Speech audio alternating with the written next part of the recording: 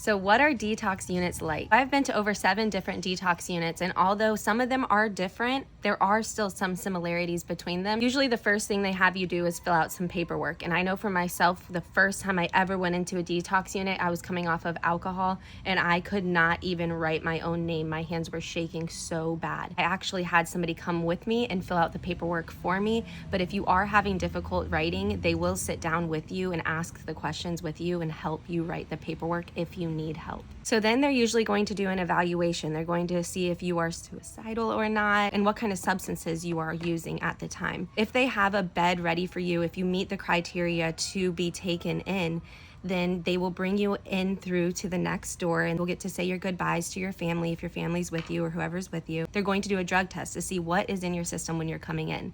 They also will offer you a nicotine patch, which usually they'll make you do a breathalyzer for that. And they'll go over the rules and regulations and then give you a snack usually while they're doing that.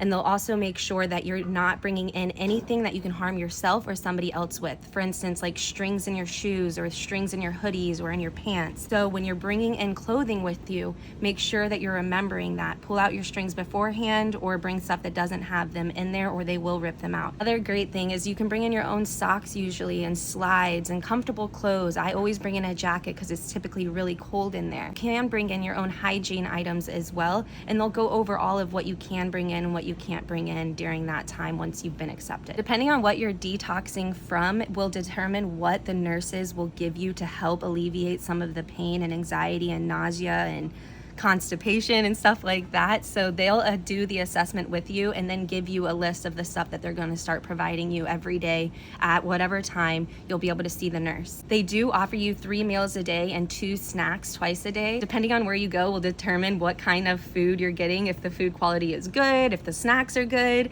I will say David Lawrence Center offers way better food than Sales Care. Now all of the detox units that I have been to have been co-ed. You share a living room space, you share the cafeteria, you'll share the TV, you'll share all the common areas like playing games together, the meetings that you go to, all of that will be co-ed. And where you're sleeping, the rooms will be in separate areas. So the men's rooms will be on one side of the hall and then the girls will be on the other. And you're typically bunked with multiple people that you're in an area with. It's not like you get your own bedroom and you're all secluded. You're typically with multiple beds in one larger room and you guys are all in there together and sharing the bathroom and showers. Now they do offer some things to take your mind off of where you are and to help grow and learn about your addiction while you're there. They'll do things like NA, AA, Celebrate Recovery, different meetings throughout the week. They offer visitation as well from your friends and family. And then if you treat the nurses and everybody really nice, sometimes you'll be able to ask your family to send in like pizza one day. I had a pizza party there for everybody as long as there's enough for everybody, or like a bag of candy as long as it's never been opened.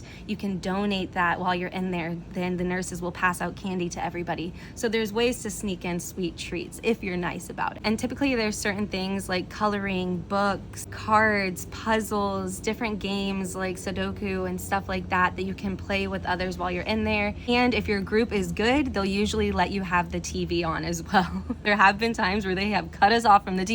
One good thing is after you're there for a couple of days, you really start to get into the swing of it. They also do evaluations every single day to check on how you're feeling, how you're doing, what your next steps are, what your goals are, and if you want to move into their 30-day programs, if they have availability and when. I took them up on those offers when I went into Detox and it changed my life for the better. I will say after going to Detox over 33 times that there are some things to watch out for. Try to stay away from war stories, telling all the details of what you were doing before, because that can easily get into your head and make you end up leaving. There are people that use these detox centers as a shelter where they will sneak in certain drugs and alcohol and substances, and you might end up seeing them use right in front of you, or smoking a cigarette in the bathroom and different things like that that can easily get you kicked out or sent down the wrong path or have you leaving with the wrong group of people doing worse things than what you went in there for. It's okay to talk to other people and to have conversation, but try to stay away from the war stories and trusting too many people,